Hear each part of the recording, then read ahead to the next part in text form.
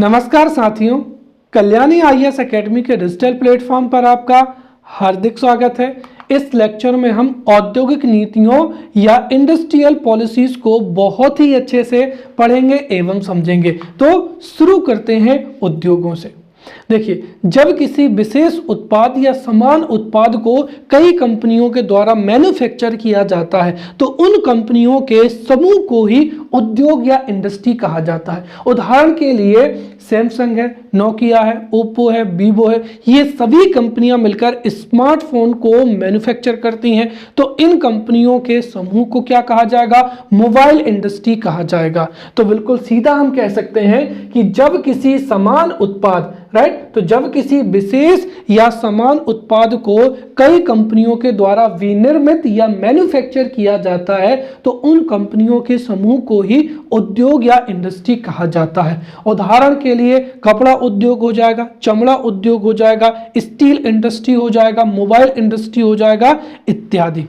यदि किसी क्षेत्र विशेष में उद्योगों की स्थापना होती है तो उससे उपभोक्ताओं को क्या लाभ मिलता है और राष्ट्रीय स्तर पर इसका क्या लाभ होता है या राष्ट्रीय स्तर पर इनका क्या महत्व होता है, इनको समझते हैं। राइट। तो यदि किसी भी क्षेत्र विशेष में किसी भी इंडस्ट्री की स्थापना होगी तो उससे व्यक्तिगत स्तर पर या उपभोक्ताओं को भी इसका लाभ मिलता है, साथ ही साथ इसका राष्ट्रीय स्तर पर भी महत्व होता है। तो हम यहाँ पर इसके राष्ट्रीय स्तर पर महत्व को भी समझेंगे, साथ ही साथ उपभोक्ता स्तर पर भी इसके महत्व को समझेंगे।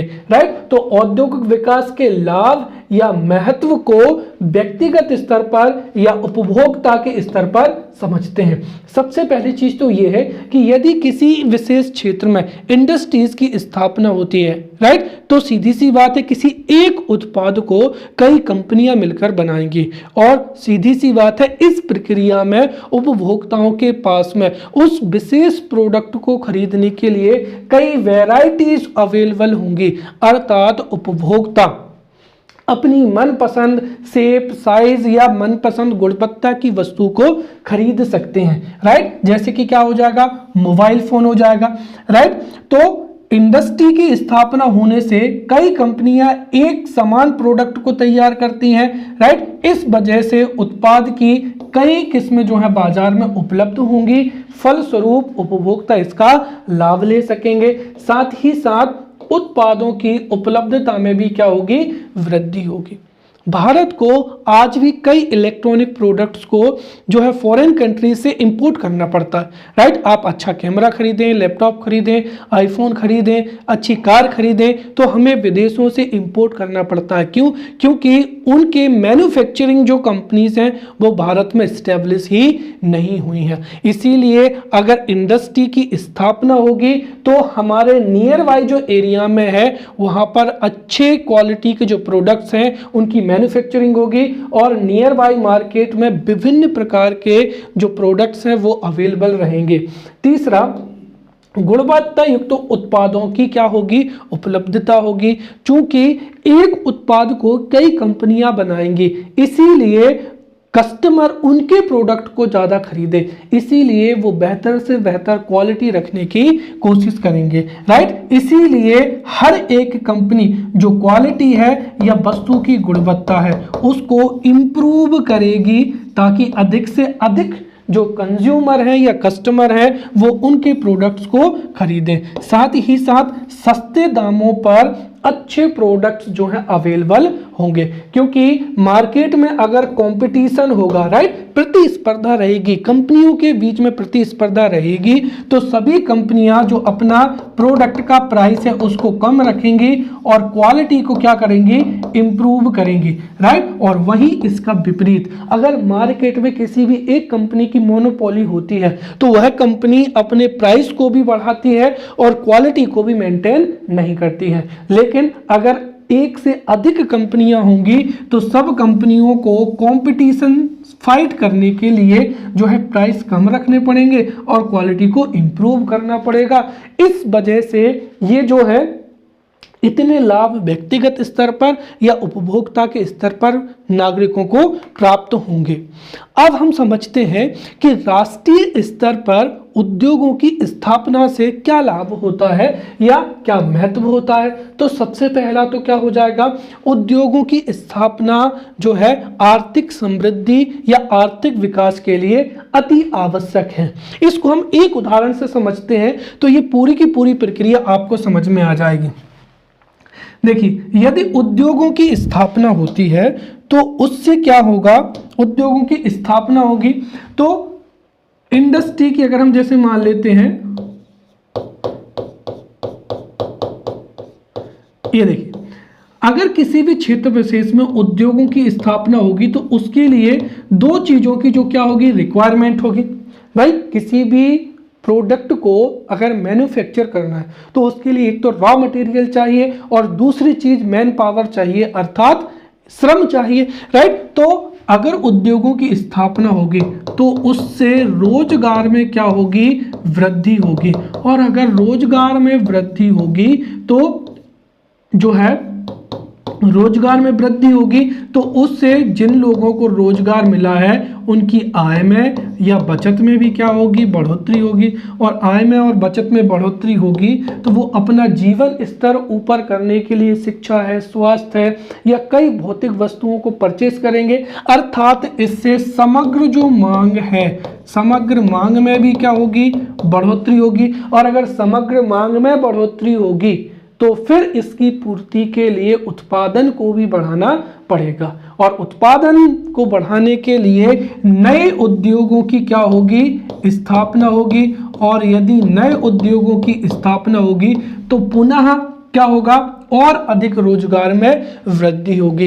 इस वजह से एक जो है साइकिल स्टार्ट हो जाएगी कि एक उद्योग की स्थापना से रोजगार में वृद्धि होंगी, उससे समग्र मांग में बढ़ेगी, वो और अन्य उद्योगों की स्थापना को क्या करेगी, प्रेरित करेगी। इस वजह से हमारे देश में जो समग्र उत्पादन है उसमें क्या होगी, बढ़ोतरी होगी। तो किसी भी क्षेत्र विशेष में इंडस्ट्रीज की स्थापना से समग्र उत्पादन में क्या होगी, बढ़ोतरी होगी। साथ ही साथ रोजगार सृजन होगा और रोजगार सृजन होगा और समग्र उत्पादन में बढ़ोतरी होगी, अर्थात जीडीपी में भी क्या होगी, ग्रोथ होगी। और जीडीपी में बढ़ोतरी होगी अर्थात हमारे देश का इकोनॉमिक ग्रोथ और इकोनॉमिक जो डेवलपमेंट है वो संभव हो पाएगा, राइट। इसके साथ ही यदि उद्योगों की आवश्यकता होगी तो उनको किसकी जरूरत पड़ेगी, कच्चे माल की भी जरूरत पड़ेगी, रॉ मटेरियल की जरूरत पड़ेगी।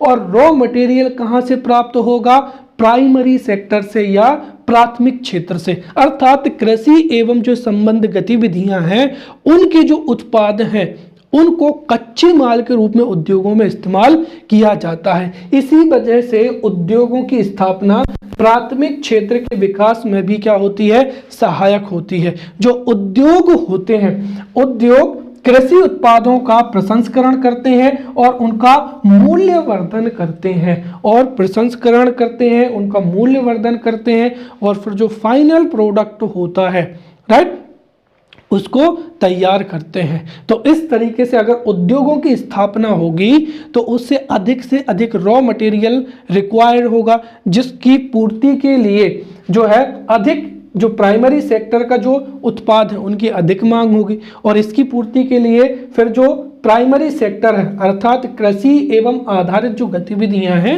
उनको भी बढ़ावा मिलेगा। तो उद्योगों को बढ़ावा मिलेगा तो कृषि एवं आधारित जो गतिविधियां हैं उनको भी बढ़ावा मिलेगा, चाहे वो कृषि सामग्री हो, राइट, या जो जितनी भी धातुएं हैं उनका खनन हो, सभी गतिविधियों को बढ़ावा मिलेगा। अब समझिए यहाँ पर कि चलिए उद्योगों को कच्चे माल के लिए आवश्यकता होगी, इसीलिए जो प्राथमिक क्षेत्र है उसको बढ़ावा मिलेगा। साथ ही साथ हमारे देश की राष्ट्रीय आय में वृद्धि होगी, राइट, फिर आर्थिक समृद्धि होगी, आर्थिक विकास होगा। इसके साथ ही जब उद्योगों से क्या तैयार हो जाएंगे, फाइनल प्रोडक्ट हो जाएंगे, राइट। जो फाइनल प्रोडक्ट है या जिसको हम फिनिश्ड प्रोडक्ट भी कह सकते हैं, राइट, जब फिनिश्ड प्रोडक्ट क्या होंगे, तैयार होंगे, तो उन फिनिश्ड प्रोडक्ट को उपभोक्ताओं तक पहुंचाने के लिए कई सेवाओं की भी आवश्यकता होगी। सबसे पहली चीज तो ये है कि उपभोक्ताओं तक पहुंचाने के लिए जो है सूचना एवं संचार की आवश्यकता होगी, साथ ही साथ ट्रांसपोर्ट यातायात की आवश्यकता होगी, राइट। फिर इन वस्तुओं को बेचने के लिए जो एक तरीके से जितने भी कर्मचारी हैं, कुल मिलाकर देखा जाए तो यहाँ पर यातायात है या फिर गोडाउन है या फिर एक तरीके से उसका मार्केटिंग हो जाएगी, राइट। तो मार्केटिंग करने के लिए, ट्रांसपोर्ट करने के लिए कई प्रकार की सेवाओं की क्या होगी, रिक्वायरमेंट होगी।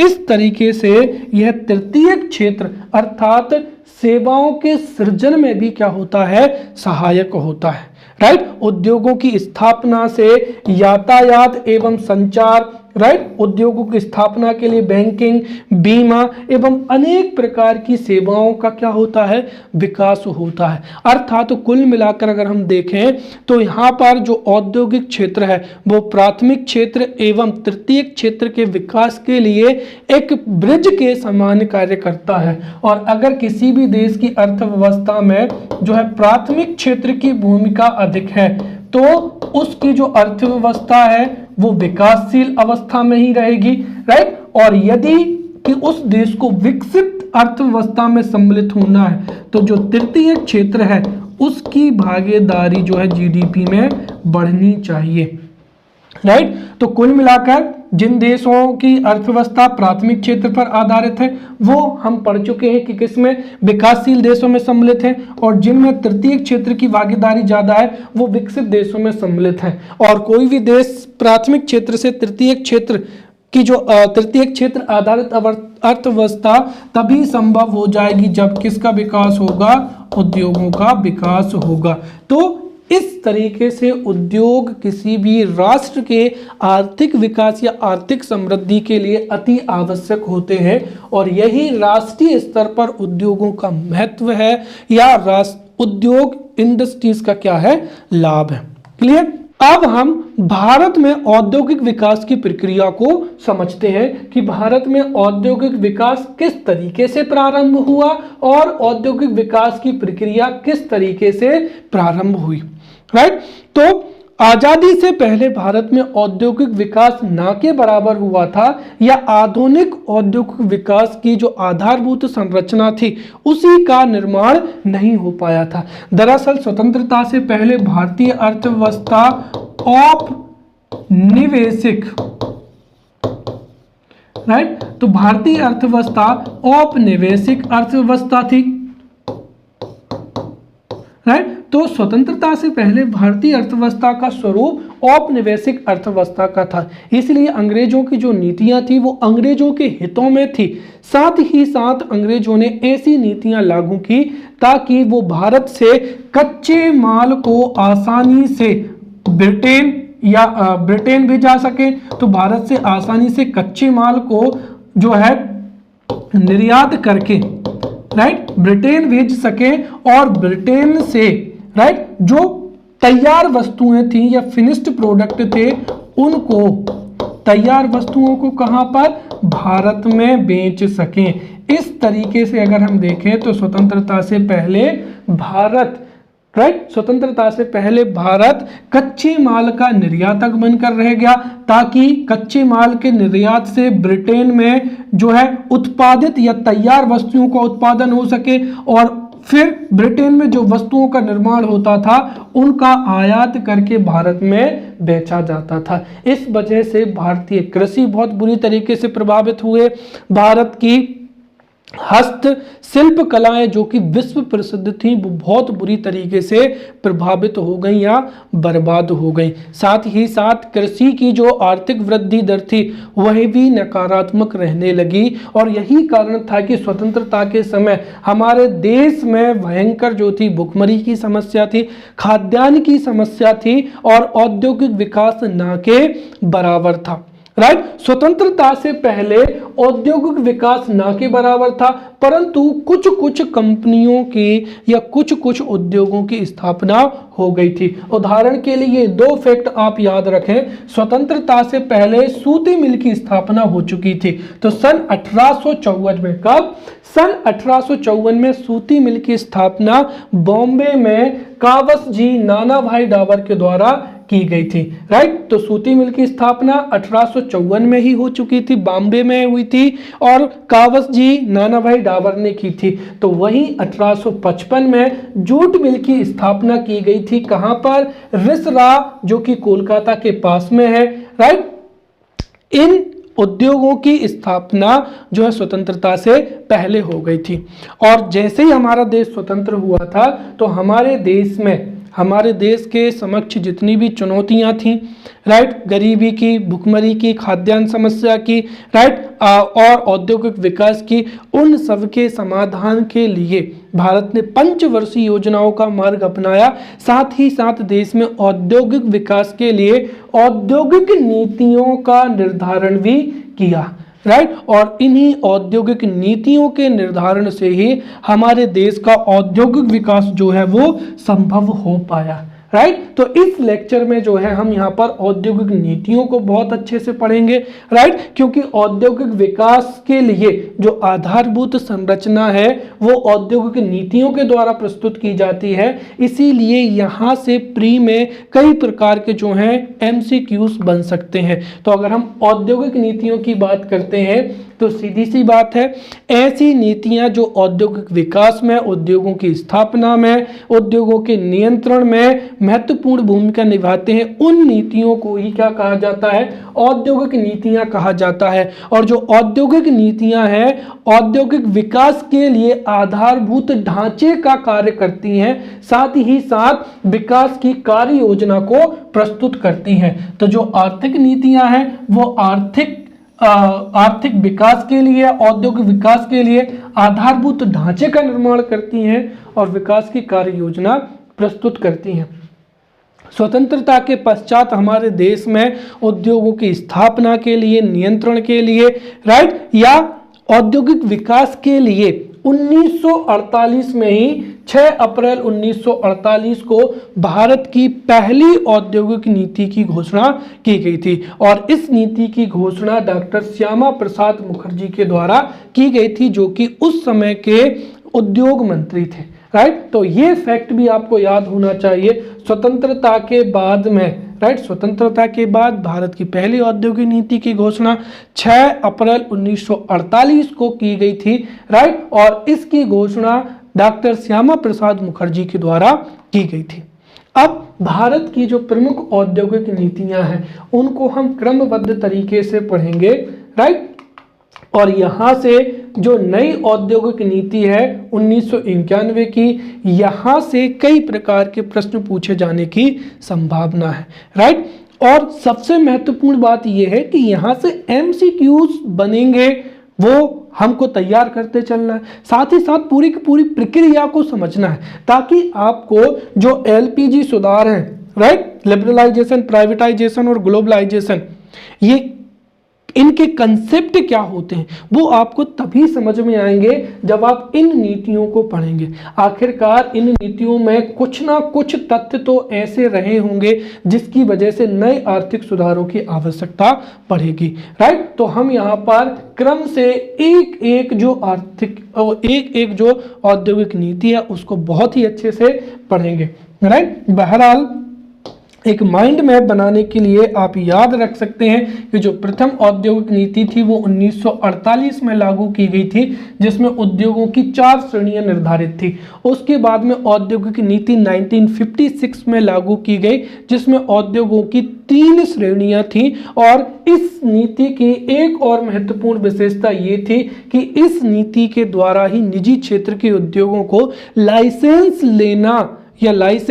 लेना अनिवार्य कर दिया। इसीलिए जो लाइसेंस की अनिवार्यता थी, निजी क्षेत्र के लिए लाइसेंस की अनिवार्यता द्वितीय औद्योगिक नीति से ही प्रारंभ हो गई थी। उसके बाद में जो निजी क्षेत्र की कंपनियां हैं उनके विलय के लिए या आर्थिक केंद्रीकरण ना हो, इसके लिए एमआरटीपी एक्ट लागू किया गया 1969 में। ये तीसरी औद्योगिक नीति की विशेषता थी।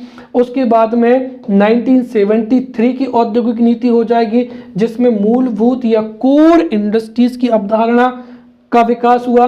1977 की आर्थिक नीति में ग्रामीण उद्योग, लघु, कुटीर एवं मध्यम उद्योग की स्थापना पर जो है महत्व दिया गया था। और अगर आप देखेंगे तो ये वही दौर है जब सत्ता परिवर्तन हो रहा था, राइट। 1977 में जैसे ही जनता गवर्नमेंट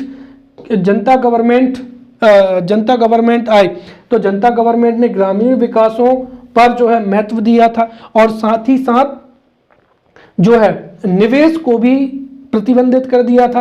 फिर 1980 में पुनः कांग्रेस सरकार आई, इंदिरा गांधी ने पुनः 1980 में नई औद्योगिक नीति की घोषणा की, राइट, और जिसमें तकनीकी हस्तांतरण द्वारा विदेशी निवेश की अनुमति देने पर जो है अनुमति दी गई, राइट। फिर 1986 की जो नीति थी उसमें विदेशी निवेश को और अधिक सरल बनाया गया, और 1991 तक आते आते हमारे देश में ऐसी स्थितियां उत्पन्न हो चुकी थी जिसकी वजह से हमारे देश में आर्थिक सुधार होना अति अनिवार्य हो गया था, राइट। तो बहुत ही क्रम से हम इनको समझेंगे ताकि आपको हर एक चीज क्रिस्टल क्लियर समझ में आ जाए। तो पहली औद्योगिक नीति हो जाएगी 1948, राइट। तो स्वतंत्रता के पश्चात देश में पहली औद्योगिक नीति की घोषणा 6 अप्रैल 1948 को डॉक्टर श्यामा प्रसाद मुखर्जी के द्वारा की गई थी। और जो पहली औद्योगिक नीति थी, राइट, इसमें औद्योगिक विकास के लिए सार्वजनिक क्षेत्र के साथ साथ निजी क्षेत्र को भी महत्व दिया गया था, राइट। तो जो पहली औद्योगिक नीति थी इसमें आर्थिक विकास के लिए और औद्योगिक विकास के लिए सार्वजनिक क्षेत्र के साथ साथ निजी क्षेत्र की भूमिका पर भी बल दिया गया था, और देश में उद्योगों की स्थापना के लिए उद्योगों को 4 श्रेणियों में विभाजित कर दिया गया था। तो पहली औद्योगिक नीति में उद्योग 4 श्रेणियों में विभाजित थे, जिसमें से श्रेणी वन में देखते हैं।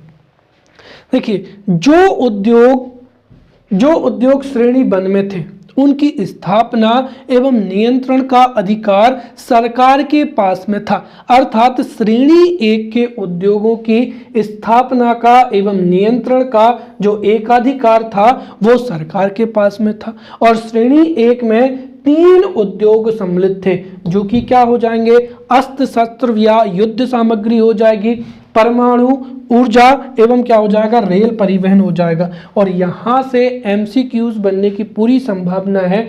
बिल्कुल प्रश्न बन सकता है कि औद्योगिक नीति 1948 के श्रेणी 1 में निम्नलिखित में से कौन सा उद्योग सम्मिलित नहीं था। और आपको हो सकता है कि 3 ऑप्शन ये दे दिए जाएं और एक ऑप्शन में जो है वायुयान निर्माण दे दिया जाए। तो सीधी सी बात है, आप याद रखेंगे कि श्रेणी 1 में 3 उद्योग थे जिन पर सरकार का एकाधिकार था, और वो थे अस्त्र शस्त्र एवं युद्ध सामग्री, दूसरा परमाणु ऊर्जा, और तीसरा क्या हो जाएगा, रेल परिवहन हो जाएगा।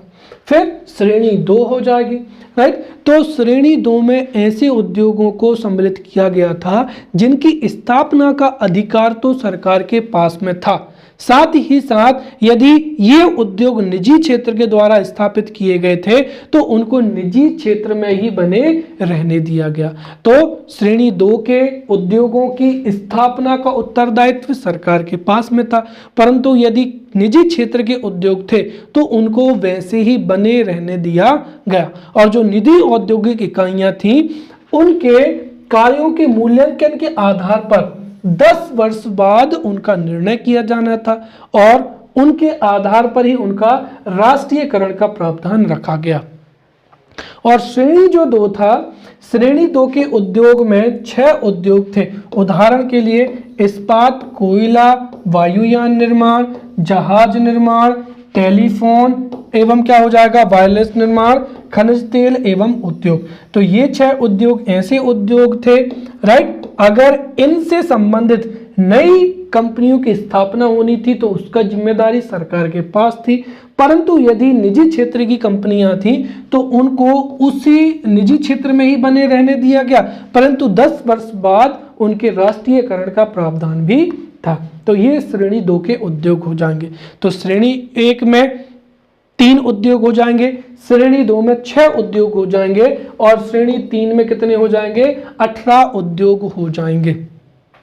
श्रेणी 3 में ऐसे उद्योगों को सम्मिलित किया गया था जो कि निजी क्षेत्र में थे परंतु इन पर सरकार का नियंत्रण था, और ऐसे उद्योगों की संख्या 18 थी, राइट, जिसमें से कुछ सीमेंट, सूती वस्त्र, नमक, ऑटोमोबाइल इत्यादि है।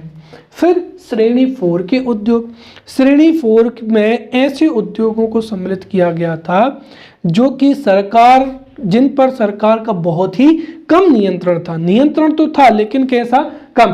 तो श्रेणी 4 के उद्योगों पर सामान्य नियंत्रण था सरकार का, और इनमें बाकी के जो जितने भी उद्योग थे, अर्थात श्रेणी 1, राइट, श्रेणी 1 के 3 उद्योगों को छोड़ दिया जाए, श्रेणी 2 के 6 उद्योगों को छोड़ दिया जाए, और श्रेणी 3 के 18 जो उद्योग थे इनको छोड़कर जितने भी उद्योग थे वो श्रेणी 4 के उद्योग थे जो कि सरकार के सामान्य नियंत्रण में थे। क्लियर?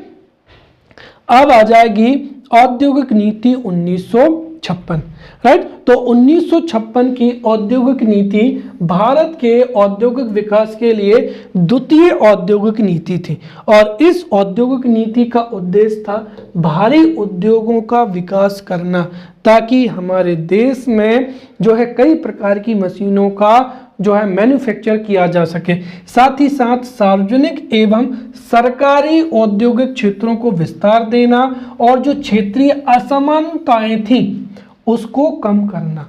तो द्वितीय औद्योगिक नीति के 3 महत्वपूर्ण उद्देश्य हो जाएंगे: भारी उद्योगों की स्थापना, क्षेत्रीय जो सार्वजनिक एवं सरकारी क्षेत्रों को विस्तारित करना, साथ ही साथ क्षेत्रीय असमानताओं को कम करना, राइट। पहली औद्योगिक नीति में जहां पर उद्योगों को 4 श्रेणियों में विभाजित किया गया था, तो वहीं द्वितीय औद्योगिक नीति में सभी उद्योग 3 श्रेणियों में क्या थे? विभाजित थे, राइट। और यहां पर दरअसल अनुसूचियां थी, राइट। तो अनुसूची ए या प्रथम श्रेणी, ये 2 याद रखें, राइट। तो यहां पर उद्योग जो थे 3 अनुसूचियों में, सभी उद्योगों को 3 अनुसूचियों में, 3 अनुसूचियों में या 3 श्रेणियों में बांटा गया था। तो अनुसूची ए या श्रेणी ए, राइट। तो प्रथम श्रेणी या अनुसूची का में वे उद्योग थे जिन पर नियंत्रण एवं स्थापना का अधिकार केंद्र सरकार का था। अर्थात श्रेणी जो प्रथम श्रेणी थे या अनुसूची का के उद्योगों के नियंत्रण एवं स्थापना का अधिकार सरकार के पास था, जिसमें 17 उद्योगों को सम्मिलित किया गया था, राइट। उदाहरण के लिए अस्त्र शस्त्र, अणु शक्ति, राइट, कच्चा लोहा, टेलीफोन इत्यादि। अब हो जाएगा द्वितीय श्रेणी या क्या हो जाएगा? अनुसूची खा, राइट। तो अनुसूची खा या श्रेणी द्वितीय श्रेणी में उन उद्योगों को रखा गया था, राइट, जिनकी स्थापना निजी एवं सार्वजनिक दोनों क्षेत्रों में होनी थी, परंतु निजी क्षेत्र के उद्योगों को धीरे धीरे उनके स्वामित्व में परिवर्तन करके उनको सरकार के स्वामित्व में लाना था, राइट। तो अनुसूची खा में ऐसे उद्योगों को सम्मिलित किया गया था जिनकी स्थापना निजी क्षेत्र और सार्वजनिक क्षेत्र दोनों के द्वारा की जानी थी, परंतु जो निजी क्षेत्र के उद्योग थे उनका स्वामित्व धीरे धीरे सरकार के पास आ जाता, राइट। और इनकी सबसे बड़ी विशेषता ये है कि इस श्रेणी के उद्योगों को लाइसेंस देना अनिवार्य कर दिया गया था। अर्थात जब तक सरकार लाइसेंस नहीं देगी तब तक उद्योगों की स्थापना नहीं हो पाएगी। और इन 12 उद्योगों में से अगर उदाहरण देखें तो उर्वरक उद्योग, रासायनिक खाद्य उद्योग, मशीनरी उद्योग इत्यादि। फिर हो जाएगा तृतीय क्षेत्र, राइट। तो द्वितीय अनुसूची की जो तीसरी अनुसूची थी, द्वितीय औद्योगिक नीति अनुसूची गा हो जाएगी, राइट। तो अनुसूची गा या शेड्यूल क्या हो जाएगा? सी हो जाएगा, राइट। तो अनुसूची ग या जो तृतीयक श्रेणी थी इसमें शेष सभी उद्योगों को रखा गया था जिनकी स्थापना निजी क्षेत्र में की जानी थी, परंतु इन्हें भी लाइसेंस लेना क्या कर दिया था, अनिवार्य कर दिया था। इस तरीके से इस औद्योगिक नीति ने हमारे देश में लाइसेंस परमिट कोटा राज्य की क्या की, स्थापना की, राइट। तो एक तरीके से अगर हम देखें तो जो अनुसूची ख एवं अनुसूची ग या द्वितीयक या तृतीयक श्रेणी थी उनके लिए लाइसेंस लेना अनिवार्य था। बाकी अगर हम देखें तो जो थे यहाँ पर 17 उद्योग जो थे वो एक तरीके से आरक्षित थे। तो द्वितीयक औद्योगिक नीति थी या 1956 की जो औद्योगिक नीति थी, राइट, इस औद्योगिक नीति ने हमारे देश में लाइसेंस परमिट कोटा राज्य की जो थी शुरुआत कर दी थी, राइट। अब हो जाएगा यहाँ पर औद्योगिक नीति 1969 की औद्योगिक नीति हो जाएगी, राइट। तो देखिए इन औद्योगिक नीतियों को याद करना बहुत ही सरल है। 1948 की औद्योगिक नीति, 1956 की द्वितीयक औद्योगिक नीति, फिर क्या हो जाएगा 1969 की औद्योगिक नीति। क्यों? क्योंकि MRTP जो एक्ट था वो 1969 में आया था। फिर हो जाएगा 1973 का फेरा एक्ट हो जाएगा। तो वो नीति इस तरीके से आप याद रख सकते हैं।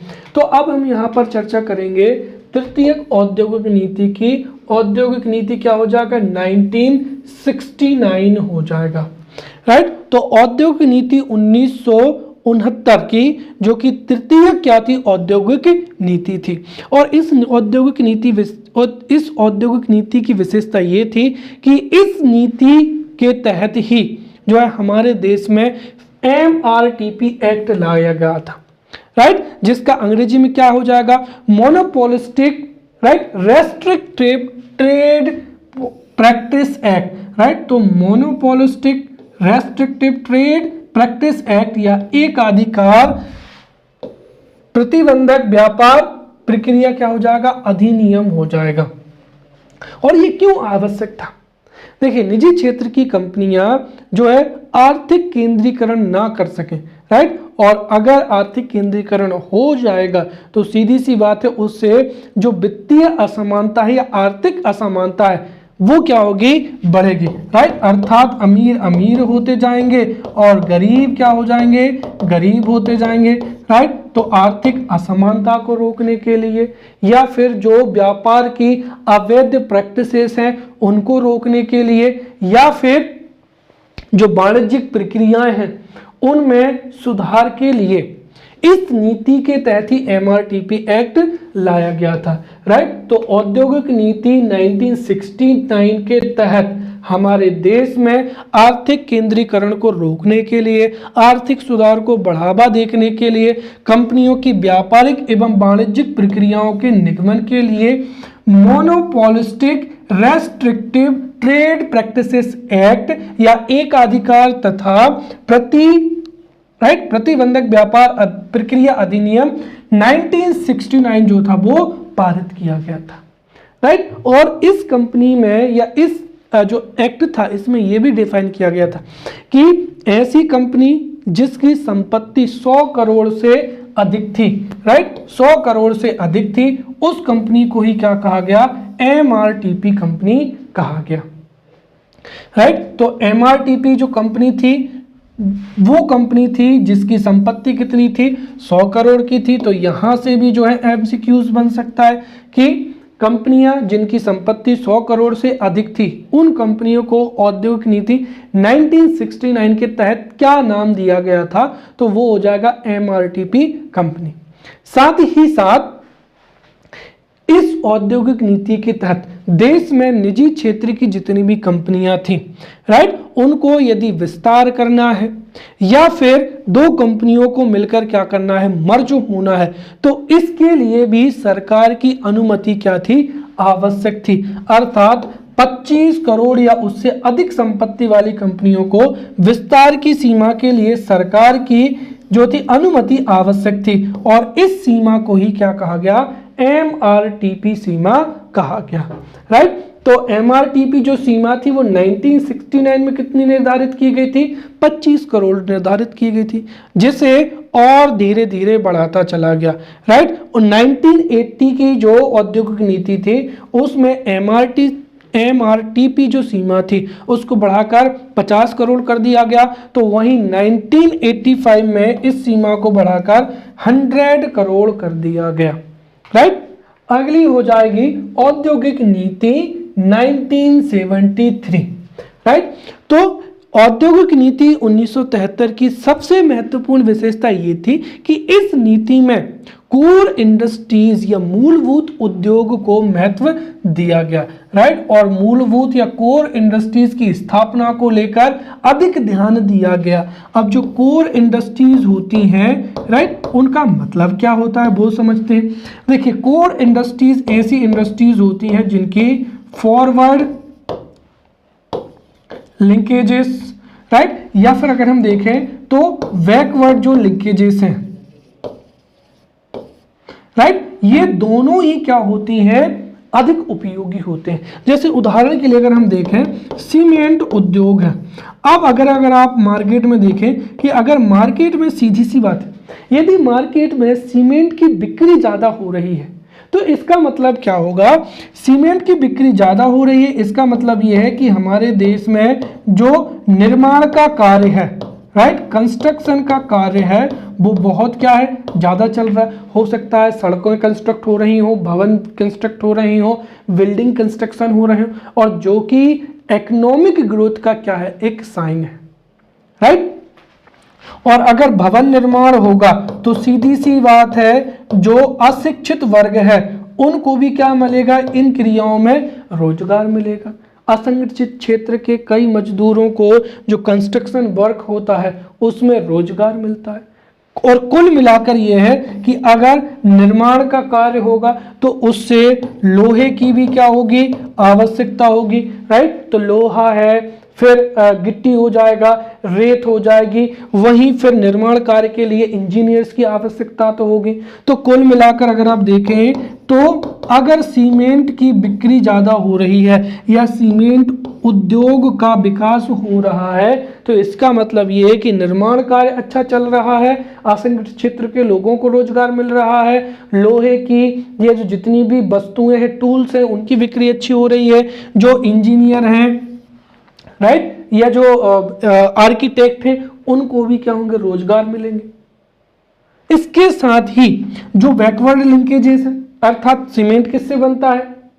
चूना पत्थर से। तो कहने का मतलब ये है कि अगर सीमेंट की बिक्री हो रही है तो इसका मतलब ये है कि यहाँ पर जो है चूना पत्थर, राइट, चूना पत्थर का उत्पादन भी अधिक हो रहा है, और जो सीमेंट जो जितनी भी है ट्रांसपोर्ट है वो भी आसानी से हो रहा है। तो कुल मिलाकर हम यहाँ पर एक इंडस्ट्री के आधार पर इस पूरे के पूरे जो ग्रुप है इसकी विकास के बारे में, इसके उत्थान के बारे में या इसकी गिरावट के बारे में पता लगा सकते हैं, राइट। और वर्तमान समय भी जो कोर इंडस्ट्रीज हैं, 8 जो है कोर इंडस्ट्रीज हैं जिनको हम आगे पढ़ेंगे। तो कुल मिलाकर ये था कि इस औद्योगिक नीति में मूलभूत उद्योग या कोर इंडस्ट्रीज को अधिक ध्यान दिया गया। और कोर इंडस्ट्रीज वे इंडस्ट्रीज होती हैं जिनकी बैकवर्ड लिंकेजेस, अर्थात जहां से कच्चा माल आता है, राइट, और फॉरवर्ड लिंकेजेस जहां से इस उद्योग के जो उत्पाद हैं वो जिन क्षेत्रों में इस्तेमाल किए जाते हैं, ये दोनों को ही क्या करता है? अच्छे से जोड़ता है या दोनों को ही प्रभावित करता है। साथ ही साथ ये पहली ऐसी नीति थी जिसमें उद्योगों को न केवल सार्वजनिक, न केवल प्राइवेट, बल्कि संयुक्त क्षेत्र के रूप में भी परिभाषित किया गया। अर्थात औद्योगिक जो विकास है वह संयुक्त क्षेत्र में भी हो सकता है। अर्थात कुछ उद्योगों की स्थापना सरकार के सहयोग से और निजी क्षेत्र दोनों के सहयोग से हो सकती है। तो मूलभूत जो कोर इंडस्ट्रीज की अवधारणा है वह भी औद्योगिक नीति 1973 में प्रकाश में आई। संयुक्त क्षेत्र की अवधारणा भी विकसित इसी नीति में हुई। और सबसे महत्वपूर्ण चीज थी कि इसमें फेरा एक्ट 1973 को लाया गया था, जिसका क्या हो जाएगा? फॉरेन एक्सचेंज रेगुलेशन एक्ट, क्या हो जाएगा 1973 हो जाएगा। कुल मिलाकर विदेशी व्यापार को बढ़ावा देने के लिए, राइट, आयात निर्यात को सुगम बनाने के लिए, आयात निर्यात में किसी भी प्रकार की समस्या ना जाए, इसके लिए फॉरेन एक्सचेंज जो है रेगुलेशन एक्ट 1973 लागू किया गया था। तो ये औद्योगिक नीति 1973 की 3 महत्वपूर्ण क्या हो जाएंगी, विशेषताएं हो जाएंगी। कोर इंडस्ट्रीज की अवधारणा, संयुक्त क्षेत्र की अवधारणा और फिर एक्ट 1973 का लागू होना। अब अगली हो जाएगी यहां पर औद्योगिक नीति 1977, राइट। तो जो औद्योगिक नीति थी 1977, आप भली भांति जानते होंगे कि इस समय पे जनता पार्टी की सरकार बन चुकी थी, अर्थात इस नीति की घोषणा जनता सरकार के द्वारा की गई थी और तत्कालीन जो मंत्री थे जॉर्ज फर्नांडिस, उन्होंने इस नीति की घोषणा की थी और यह नीति 23 दिसंबर 1977 को लागू हो गई थी, राइट। और चूंकि जो जनता गवर्नमेंट है, तो जनता गवर्नमेंट ने इस नीति के तहत जो ग्रामीण उद्योग थे, लघु उद्योग थे, उन पर अधिक महत्व दिया, राइट। तो यहाँ पर जनता सरकार ने भारी उद्योगों की बजाय देश के आर्थिक विकास के लिए, औद्योगिक विकास के लिए छोटे, लघु एवं कुटीर उद्योगों को महत्व दिया। यही कारण है कि इस नीति के तहत ग्रामीण उद्योगों के विकास पर ध्यान दिया गया, साथ ही साथ लघु, कुटीर एवं मध्यम उद्योगों पर, उनकी स्थापना पर, उनके नियंत्रण पर अधिक ध्यान दिया गया। साथ ही साथ जो औद्योगिकीकरण है वो केंद्रीकृत ना होकर कैसा हो, विकेंद्रीकृत हो, अर्थात देश के औद्योगिक विकास में ग्रामीण क्षेत्रों की भी तो क्या होनी चाहिए, हिस्सेदारी बढ़नी चाहिए। इसके लिए, राइट, इसीलिए विकेंद्रीकृत जो औद्योगिकरण है, विकेंद्रीकरण औद्योगिकरण को महत्व दिया गया और विकेंद्रीकृत औद्योगिकरण में आम लोग भी जो है औद्योगिक प्रक्रिया में जुड़ सकें, इसके लिए जो जिला उद्योग केंद्र हैं, राइट, डिस्ट्रिक्ट इंडस्ट्रियल सेंटर्स, इनकी स्थापना पर जोर दिया गया या इनकी स्थापना की गई। साथ ही साथ इस नीति में जो सबसे ज्यादा महत्व दिया गया वो श्रम प्रधान प्रौद्योगिकी पे दिया गया। दरअसल अगर हम देखें तो इंडस्ट्रीज जो होती हैं वो एक तो क्या होती है, लेबर इंटेंसिव होती हैं और दूसरा क्या हो जाएंगी, कैपिटल इंटेंसिव हो जाएंगी, राइट। तो कैपिटल इंटेंसिव वे इंडस्ट्री होती है जिनकी एस्टेब्लिशमेंट के लिए अधिक से अधिक कैपिटल या पूंजी की आवश्यकता होती है, राइट, और जिसमें मशीनों को ज्यादा महत्व दिया जाता है। वहीं लेबर इंटेंसिव इंडस्ट्रीज वे इंडस्ट्रीज होती हैं जो कि बड़ी संख्या में जो है रोजगार क्या करती हैं, उत्पन्न करती हैं। तो हमारे देश में ग्रामीण विकास के लिए या रोजगार के सृजन के लिए श्रम प्रधान या लेबर इंटेंसिव टेक्नोलॉजी पर बल दिया गया। साथ ही साथ जो ग्राम उद्योग हैं या खादी है, राइट, इनको बढ़ावा देने पर जो है महत्व दिया गया। अति लघु उद्योग की अवधारणा अस्तित्व में आई, राइट, कि ग्रामीण क्षेत्रों में भी जो लोग हैं वो बहुत छोटे छोटे उद्योग धंधे स्थापित कर सकते हैं, राइट। और साथ ही साथ इस नीति की एक और विशेषता आपको ये याद रखनी है कि इस नीति के द्वारा जो विदेशी निवेश था उस पर भी क्या लगा दिया गया था, प्रतिबंध लगा दिया गया था। तो उस समय पे जो था 1977, राइट, तो उस समय पे जो विदेशी निवेश था उस पर भी क्या लगा दिया गया था, प्रतिबंध लगा दिया गया था। और ये जो नीति थी ये जनता पार्टी की सरकार के द्वारा लाई गई थी। अब उसके बाद में हो जाएगी औद्योगिक नीति 1980 हो जाएगी, राइट। तो 1980 में जब चुनाव हुए थे तो इंदिरा गांधी की सरकार फिर से बनी थी, अर्थात औद्योगिक नीति 1980 की घोषणा इंदिरा गांधी सरकार के द्वारा या कांग्रेस सरकार के द्वारा इस औद्योगिक नीति की घोषणा की गई थी, राइट। और मैं ये आपको बात इसीलिए बता रहा हूं क्योंकि इन्होंने, राइट, जो कांग्रेस सरकार थी इसने पूर्ववर्ती सरकार की ये वाला जो बिंदु था इसको जस्ट क्या कर दिया, रिवर्स कर दिया, राइट। जनता सरकार ने जहां पर विदेशी निवेश पर प्रतिबंध लगाया था तो वहीं औद्योगिक नीति 1980 में आधुनिकीकरण, राइट, इन पर भी ध्यान दिया गया। साथ ही साथ तकनीकी हस्तांतरण मार्ग द्वारा विदेशी निवेश को अनुमति थी पुनः दे दी गई। राइट, तो इस नीति के तहत तकनीकी हस्तांतरण क्या होता है, देखिए यदि हम किसी विदेशी सामान से, राइट, यदि फॉरेन कंट्री से अगर हम कोई भी वस्तु को या कोई भी आर्टिकल को खरीदते हैं, जैसे क्या हो जाएगा, राफेल क्या हो जाएगा, विमान हो जाएगा, एयरक्राफ्ट हो जाएगा। अब केवल हम राफेल एयरक्राफ्ट खरीदते हैं तो हम जो है सामने वाली कंपनी को पूरा पैसा दे देंगे। लेकिन अगर हम ये भी अनुबंध लगा लें कि आपको हमें टेक्नोलॉजी भी देनी पड़ेगी ताकि उस टेक्नोलॉजी का प्रयोग करके भविष्य में हम राफेल की मैन्युफैक्चरिंग जो है वो कहाँ पर, इंडिया में भी कर लें। राइट, इसको बोला जाता है तकनीकी हस्तांतरण। तो इस नीति के द्वारा, तकनीकी हस्तांतरण मार्ग द्वारा विदेशी निवेश की भी जो थी अनुमति दे दी गई थी। साथ ही साथ इस नीति का उद्देश्य आधुनिकीकरण एवं पिछड़े क्षेत्रों का क्या था, विकास था। तो ये 2 पॉइंट आपको अच्छे से याद रखने। औद्योगिक नीति 1980 का उद्देश्य था आधुनिकीकरण एवं पिछड़े क्षेत्रों का क्या हो जाएगा, विस्तार हो जाएगा। तो जहां पर जनता सरकार ने ग्रामीण विकास को महत्व दिया था, तो वहीं जो था 1980 में आधुनिकीकरण को महत्व दिया गया और तकनीकी हस्तांतरण द्वारा विदेशी निवेश को भी अनुमति दे दी गई। साथ ही साथ जो MRTP सीमा थी वो बढ़ाकर 25 से 50 कर दी गई और साथ ही साथ इसमें आर्थिक संघवाद को भी अपनाया गया, अर्थात औद्योगिक विकास में राज्यों की हिस्सेदारी भी हो, ये इस जो कंसेप्ट है इस पर भी अधिक ध्यान दिया गया। फिर अगली औद्योगिक नीति हो जाएगी 1986 की औद्योगिक नीति।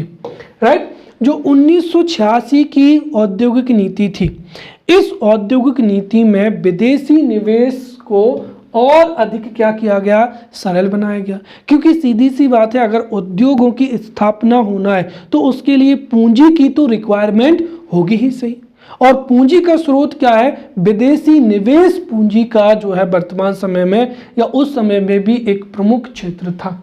राइट, इसलिए उद्योगों की स्थापना हो सके इसके लिए विदेशी निवेश को और अधिक सरल बनाया गया। साथ ही साथ जो MRTP सीमा थी उसको बढ़ाकर कितना, 50 करोड़ से 100 करोड़ कर दिया गया। अब चूंकि जो नई आर्थिक नीति है या 1991 की आर्थिक नीति है वो आपको तभी अच्छे से समझ में आ सकती है जब आप इस स्लाइड को बहुत अच्छे से समझ लें। राइट, तो 1948 से 1990 तक जो आर्थिक विकास की विशेषताएं हैं हम इनको पढ़ेंगे, या फिर हम एक तरीके से कह सकते हैं कि 1948 में जो पहली औद्योगिक नीति आई थी उससे लेकर 1986 में जो औद्योगिक नीति थी, उन नीतियों में कुछ ऐसे प्रावधान थे जिनकी वजह से भारत में उतना औद्योगिक विकास नहीं हुआ था जितना कि अपेक्षित था। राइट, इसीलिए 1948 से लेकर 1990 तक जो आर्थिक विकास की स्थिति या आर्थिक विकास की जो विशेषताएं हैं हम उनको इन माध्यम से समझ सकते हैं। राइट, तो सबसे पहला क्या हो जाएगा, लाइसेंस प्रणाली हो जाएगा। तो द्वितीयक औद्योगिक नीति जो कि 1956 में आई थी, उस नीति के तहत श्रेणी बी और श्रेणी द्वितीय और तृतीय श्रेणी के उद्योगों को लाइसेंस लेना अनिवार्य कर दिया था, और लाइसेंस लेने से कई बार उद्योगों की स्थापना में अधिक समय लग जाता है। राइट, और उद्योगों की स्थापना में कई और समस्याएं उत्पन्न होती हैं जिससे औद्योगिकरण को वह विकास या औद्योगिकरण में वह तीव्रता नहीं आ सकी। साथ ही साथ लघु औद्योगिक आरक्षित क्या हो जाएगी, मद प्रणाली हो जाएगी। हमारे देश में कुछ मदों के उत्पादन के लिए जो है उनको आरक्षित किया गया था, और लघु एवं कुटीर उद्योगों के लिए कुछ जो मदें थी वो आरक्षित थी, जिनकी संख्या 873 हो चुकी थी। साथ ही साथ विदेशी व्यापार, हमने देखा था कि विदेशी व्यापार में भी आयात एवं निर्यात में कई तरीके के प्रतिबंध थे, विशेषकर क्या हो जाएंगे, आयात पर। राइट, और साथ ही साथ हमारे पास में निर्यात के लिए पर्याप्त मात्रा में उतनी वस्तुएं थी भी नहीं, तो विदेशी व्यापार भी भारत का एक तरीके से आयात प्रतिबंधात्मक था, अर्थात आयात एवं निर्यात भी जो है नकारात्मक रहा था। साथ ही साथ अब अगर आप यहां से देखेंगे तो जब हमारा देश आजाद हुआ था तो हमने मिश्रित अर्थव्यवस्था का क्या हुआ था, मॉडल अपनाया था, राइट। तो स्वतंत्रता के समय मिश्रित अर्थव्यवस्था मॉडल को स्वीकार किया गया था और मिश्रित अर्थव्यवस्था मॉडल में भी हमारी जो अर्थव्यवस्था थी वो कैसी थी, शुरुआत में समाजवादी अर्थव्यवस्था थी, समाजवाद से प्रेरित था, इसीलिए जो श्रम कानून थे वो श्रमिकों के हित थे। फलस्वरूप अगर श्रम कानून अगर श्रमिकों के हित में होंगे तो इससे कंपनियों को जो है हायर करने में और उनको निकालने में कई दिक्कतें आती हैं, जिस वजह से भी जो है उद्योगों का विकास एक तरीके से प्रभावित हुआ। फिर वित्तीय नीति हो जाएंगी। हमारे देश में जो बैंकिंग था, बैंकिंग सिस्टम का विकास भी नहीं हुआ था, साथ ही साथ बैंकिंग में निजी एवं विदेशी कंपनियों को अनुमति नहीं थी। इन बिंदुओं से हम सीधा कह सकते हैं कि 1990 से पहले भारतीय अर्थव्यवस्था में, राइट, भारतीय अर्थव्यवस्था में उद्योगों के लिए लाइसेंस प्रणाली आवश्यक थी, विदेशी निवेश भी उतना आसान नहीं था, राइट, आयात प्रतिस्थापन की नीति अपनाई जा रही थी, राइट, बैंकिंग में निजी एवं विदेशी कंपनियों को हक नहीं था, अर्थात 1991 से पहले भारत की अर्थव्यवस्था बंद अर्थव्यवस्था के रूप में प्रभावित थी। साथ ही साथ उद्योग आरक्षित थे और लाइसेंस लेना अनिवार्य था, इसीलिए जो अर्थव्यवस्था की कैसा स्वरूप था, संरक्षणवादी स्वरूप था, राइट। तो 1990 से पहले भारतीय अर्थव्यवस्था बंद अर्थव्यवस्था के रूप में और प्रोटेक्शनिस्ट या संरक्षणवादी अर्थव्यवस्था के रूप में थी। इसके साथ ही इसके साथ ही अन्य समस्या और थी जिनको हम समझते हैं। तो अगर आपसे कोई पूछे कि नए आर्थिक सुधारों की आवश्यकता क्यों थी, तो हम इसको इस पॉइंट से बहुत अच्छे से समझ सकते हैं, राइट। तो 1990 में आर्थिक सुधारों की आवश्यकता क्यों थी या 1990 तक जो है आर्थिक सुधार इतने अनिवार्य क्यों हो गए थे, उसको समझते हैं, राइट। तो कुछ चीज़ों को हम पहले ही समझ चुके हैं कि 1991 से पहले भारत की अर्थव्यवस्था बंद अर्थव्यवस्था के रूप में प्रभावशाली थी, साथ ही साथ भारतीय अर्थव्यवस्था संरक्षणवादी अर्थव्यवस्था के रूप में क्रियाशील थी और इन दोनों की वजह से जो था अधिकांश जो उद्योग थे वो सार्वजनिक क्षेत्र में थे और सार्वजनिक क्षेत्र में जो उद्योग होते हैं उनमें प्रतिस्पर्धा कम होती है, राइट, क्योंकि उन उद्योगों का जो उद्देश्य होता है वो समाज हित होता है, ना कि प्रॉफिट गेन करना। इसी वजह से प्रतिस्पर्धा कम होने की वजह से औद्योगिक कुशलता में भी कमी थी, इसी वजह से इनोवेशन नहीं हो पाया, राइट, अच्छी वस्तुएं मार्केट में नहीं आ पाई और धीरे धीरे जो सार्वजनिक क्षेत्र के उद्योग थे वह विकास की गति प्राप्त नहीं कर सके जो कि अपेक्षित थी। इसके साथ ही और भी अन्य कई घटनाएं घटित हुई, जैसे 1990-91 तक जो है मुद्रास्फीति भी बहुत ज़्यादा बढ़ रही थी, तो मुद्रास्फीति 17% हो चुकी थी। साथ ही साथ जो सबसे बड़ी समस्या थी वो थी भुगतान संतुलन की वजह से।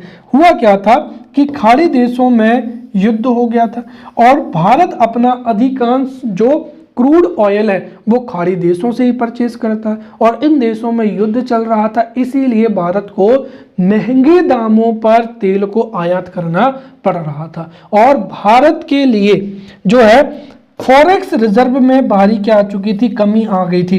भारत के पास में जो फॉरेक्स रिजर्व थे वो लगभग खत्म हो चुके थे और अगर ये आर्थिक सुधार नहीं किए जाते तो फिर हमको तेल आयात करने में और भी कई दिक्कतें जाती, राइट। तो खाड़ी युद्ध की वजह से जो फॉरेक्स रिजर्व है या जो विदेशी मुद्रा है वो भारत की समाप्त होती चली जा रही थी। इसके साथ ही भुगतान संतुलन भी जो है उत्पन्न हो रहा था। कई देशों के साथ में जो भुगतान संतुलन था वो प्रतिकूल था, इसलिए भुगतान संतुलन का संकट भी था। मुद्रास्फीति 17% हो चुकी थी और जो वित्तीय घाटा था वो जीडीपी का 8.4% हो चुका था। इनकी वजह से ही नए आर्थिक सुधार जो है वो अति अनिवार्य हो गए थे। तो अब हम जो है नए आर्थिक सुधारों को पढ़ेंगे या औद्योगिक नीति 1991 को पढ़ेंगे, राइट। तो जो औद्योगिक नीति 1991 थी, इसकी घोषणा जो है 24 जुलाई 1991 को की गई थी और तत्कालीन जो प्रधानमंत्री थे पीवी नरसिम्हा द्वारा। तो पीवी नरसिम्हा द्वारा 24 जुलाई 1991 को नई औद्योगिक नीति की घोषणा की गई थी और जिसमें उदारीकरण, निजीकरण एवं वैश्वीकरण को क्या दिया गया था, महत्व दिया गया था। यहाँ पर उदारीकरण से मतलब क्या होता है, देखिए उदारीकरण का सीधा अर्थ होता है कि सरकार ने अर्थव्यवस्था के विकास में, औद्योगिक विकास में जो भी प्रत्यक्ष एवं भौतिक नियंत्रण लगाए हैं उनसे अर्थव्यवस्था को मुक्त कर देना। या फिर हम कह सकते हैं कि अर्थव्यवस्था को विभिन्न प्रकार के जो नियामक हैं और जो नियंत्रण है, तो अर्थव्यवस्था को विभिन्न प्रकार के नियामक, नियंत्रण या प्रत्यक्ष या भौतिक नियंत्रणों से मुक्त कर देना ही क्या कहलाता है, उदारीकरण कहलाता है। उदाहरण के लिए आप समझो कि द्वितीय औद्योगिक नीति से उद्योगों को, राइट, उद्योगों की स्थापना के लिए लाइसेंस लेना अनिवार्य था और ये एक प्रत्यक्ष एवं भौतिक नियंत्रण था जिसे इसके द्वारा समाप्त कर दिया गया। और वर्तमान समय में तो केवल 5 उद्योग ऐसे हैं जिनकी स्थापना के लिए लाइसेंस लेना अनिवार्य है। दूसरा हो जाएगा निजीकरण हो जाएगा। निजीकरण से तात्पर्य है जो सार्वजनिक क्षेत्र की कंपनियां हैं उनकी हिस्सेदारी निजी क्षेत्र को सौंप देना, क्योंकि निजी क्षेत्र में निर्णय प्रक्रिया फास्ट होती है, राइट, कार्य कुशलता में वृद्धि होती है, इनोवेशन में वृद्धि होती है। इसीलिए अगर अधिक कंपनियां सार्वजनिक क्षेत्र में रहेंगी तो उनका आर्थिक विकास भी प्रभावित होगा। अर्थात सार्वजनिक क्षेत्र की कंपनियों को निजी क्षेत्र के द्वारा उनका आंशिक या पूर्ण रूप से उनका स्वामित्व प्राप्त कर लेना ही क्या कहलाता है, निजीकरण कहलाता है। निजीकरण से औद्योगिक विकास में क्या होती है, बढ़ोतरी होती है। और तीसरा हो जाएगा वैश्वीकरण हो जाएगा, राइट। इस समय तक आते आते हमारे दुनिया में कई ऐसे आविष्कार हो चुके थे और यदि हम अन्य देशों के साथ में तकनीकी का हस्तांतरण नहीं करेंगे, राइट, तकनीकी हस्तांतरण नहीं करेंगे, नई टेक्नोलॉजी को हमारे देश में नहीं आने देंगे तो उससे हमारे देश का विकास भी प्रभावित होता है। इसके लिए वैश्वीकरण पर ध्यान दिया गया, अर्थात देश की अर्थव्यवस्था को विश्व की अर्थव्यवस्थाओं के लिए खोल दिया गया ताकि भारत आसानी से दूसरे देशों के साथ में जो है व्यापार कर सके, पूंजी का प्रवाह आसानी से हो सके और तकनीकी हस्तांतरण भी आसानी से हो सके, राइट। तो इस तरीके से एलपीजी मॉडल, उदारीकरण, जो प्रत्यक्ष एवं भौतिक नियंत्रण थे अर्थात लाइसेंस प्रणाली, उसको हटा दिया गया।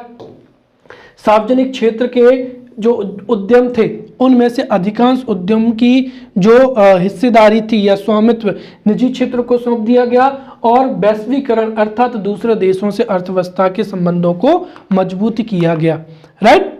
इस तरीके से अगर हम देखें तो जो नए आर्थिक सुधार हैं, नए आर्थिक सुधार में जो अधिकांश परिवर्तन थे वो औद्योगिक नीति में किए गए थे। इसीलिए जो नई आर्थिक नीति है उसे ही या औद्योगिक नीति 1991 की नीति को नई आर्थिक नीति या आर्थिक परिवर्तन भी कहा जाता है। अब जो औद्योगिक नीति 1991 थी, इनकी हम विशेषताएं भी पढ़ते हैं। तो सबसे पहली विशेषता क्या हो जाएगी, औद्योगिक लाइसेंसिंग की समाप्ति, राइट। द्वितीय औद्योगिक नीति 1956 में श्रेणी 2 और श्रेणी 3 के उद्योगों को स्थापित करने के लिए लाइसेंस लेना अनिवार्य कर दिया गया था और औद्योगिक नीति 1991 के तहत उनकी संख्या को घटाकर कितना कर दिया, 18 कर दिया गया। और लाइसेंस लेना अनिवार्य नहीं होगा तो उससे उद्योगों की स्थापना आसान हो जाएगी, कम समय में आसान हो जाएगी। क्योंकि आप मान लीजिए आपके पास में कोई भी आइडिया है, कोई भी प्लान है, राइट, और आप आज कंपनी शुरू करना चाहते हैं और यदि 5 साल बाद में वो कंपनी शुरू होगी तब तक हो सकता है नई टेक्नोलॉजी आ जाए या कुछ और भी परिवर्तन आ जाए, राइट। तो उन जो थे श्रेणी 2 एवं श्रेणी 3 में जिन उद्योगों को लाइसेंस लेने की अनिवार्यता थी उस अनिवार्यता को समाप्त कर दिया गया और कुल उद्योगों की संख्या 18 कर दी गई, अर्थात 18 उद्योगों को लाइसेंस लेना अनिवार्य था। और वर्तमान में इन 18 में से केवल और केवल 5 उद्योग ऐसे हैं जो सार्वजनिक हित में हैं, इसीलिए इन उद्योगों की स्थापना के लिए लाइसेंस लेना अनिवार्य है। जैसे इलेक्ट्रॉनिक, एरोस्पेस तथा रक्षा से संबंधित सामान, बारूद, औद्योगिक विस्फोट और विस्फोटक फ्यूज हो जाएगा, खतरनाक रसायन हो जाएंगे, तंबाकू, सिगरेट और अन्य संबंधित उत्पाद और मादक पेय, एल्कोहल ड्रिंक जो है, ये ऐसे उद्योग हैं जिनके लिए लाइसेंस की आवश्यकता है। दूसरा हो जाएगा उद्योगों को अनारक्षित करना। राइट, हमने देखा था कि 1991 से पहले कई उद्योग सार्वजनिक क्षेत्र के लिए आरक्षित थे, अर्थात उनमें उद्योगों की स्थापना सरकार के द्वारा ही की जा रही थी। इसी वजह से भी नए उद्योगों की स्थापना में एक रोड़ा था या एक समस्या थी। राइट, इसी वजह से जितने भी उद्योग सार्वजनिक क्षेत्र के लिए आरक्षित थे उनकी संख्या घटाकर कितनी कर दी गई? 8 कर दी गई। कब? 1991 में। और वर्तमान में केवल 2 ही उद्योग ऐसे हैं जो कि सार्वजनिक क्षेत्र के लिए राइट क्या है? आरक्षित है। तो ये 2 उद्योग भी आंशिक रूप से या संपूर्ण रूप से जो है सरकार के लिए आरक्षित है, जिसमें क्या हो जाएगा? नाभिकीय अनुसंधान हो जाएगा, संबंध गतिविधियां, और क्या हो जाएगा? रेल सेवा हो जाएगा। लेकिन ये 2022 है और सरकार ने धीरे धीरे जो है रेलवे प्लेटफॉर्म हो जाएंगे उनको भी निजीकरण के हाथों में सौंपना प्रारंभ कर दिया है। तो वहीं नाभिकीय अनुसंधान ऐसा है कि जिसमें सरकार हो सकता है कि ना तो एफडीआई की अनुमति दे और ना ही हो सकता है कि इसमें अभी और भी समय लगे, लेकिन रेल सेवा की जो है इसको निजी हाथों में सौंपने की प्रक्रिया जो है प्रारंभ हो चुकी है। क्लियर? तीसरा हो जाएगा एमआरटी सीमा का क्या हो जाएगा? समापन हो जाएगा। निजी क्षेत्र की कंपनियों को विलय करने के लिए अगर 2 कंपनियां विलय होनी चाहती हैं या एक कंपनी अपना विस्तार करना चाहती है या एक कंपनी कोई दूसरी कंपनी का अधिग्रहण करना चाहती है तो उसमें कंपनियों को पहले सरकार से अनुमति लेनी होती थी और इस अधिनियम या इस नीति के द्वारा ये जो एमआरटीपी सीमा थी इसको भी क्या कर दिया? हटा दिया गया। चौथा हो जाएगा विदेशी निवेश को क्या हो जाएगा? प्रोत्साहन हो जाएगा। हमने देखा था कि जनता सरकार ने 1977 की आर्थिक नीति में जो विदेशी निवेश था एक तरीके से उस पर प्रतिबंध लगा दिया था, जिसकी वजह से विदेशी निवेश भी उतना अधिक नहीं हो पा रहा था। इस नीति के द्वारा विदेशी निवेश को बढ़ावा दिया गया और प्रत्यक्ष विदेशी निवेश के रूप में 51% तक जो है विदेशी निवेश की स्वीकृति दे दी गई। राइट, अर्थात किसी कंपनी के 51% तक की हिस्सेदारी खरीदने में जो प्रत्यक्ष विदेशी निवेश को जो है अनुमति दी जा सकती है। राइट, तो इस तरीके से जो प्रत्यक्ष विदेशी निवेश है उसकी शुरुआत 1991 में की गई। कब की गई? 1991 में प्रत्यक्ष विदेशी निवेश की शुरुआत की गई और पोर्टफोलियो निवेश की शुरुआत 1994 में की गई। तो यहां से भी 2 MCQs बहुत अच्छे से पूछे जा सकते हैं। फिर अगला हो जाएगा चरणबद्ध उत्पादन की अनिवार्यता को भी अंत कर दिया गया। इस नीति के द्वारा कोई भी कंपनी किसी भी मॉडल को जो है अब चरणबद्ध तरीके से उसका उत्पादन ना करना चाहे तो वो कर सकती है और किसी भी प्रोडक्ट के कई अवयवों को एक साथ बल्क में प्रोड्यूस कर सकती है। साथ ही साथ उद्योगों की जो अवस्थिति है राइट वह भी आसान कर दी। इस नीति के तहत यह प्रावधान किया गया कि यदि किसी शहर की जनसंख्या 10 लाख से कम है तो वहां पर जो है उद्योग की स्थापना आसानी से हो सकती है, परंतु यदि किसी शहर की जनसंख्या 10 लाख से अधिक है तो जो प्रदूषणकारी कंपनी है राइट, ध्यान रखें 2 चीजें, एक तो प्रदूषण फैलाने वाले उद्योगों को, और यदि जनसंख्या 10 लाख से अधिक है तो 10 लाख से अधिक जनसंख्या होने पर प्रदूषण फैलाने वाले उद्योगों को शहर से 25 किलोमीटर दूर स्थापित किया जाएगा। इस तरीके से अब आसानी से कई उद्योगों की स्थापना शहरों के नियर बाय हो सकती है। और ये इसीलिए भी ज़रूरी है क्योंकि जहाँ पर मार्केट होगा वहीं पर कंपनियों का स्थापित होना अनिवार्य है, जिससे ट्रांसपोर्टेशन जो कॉस्ट है उसमें कमी आती है।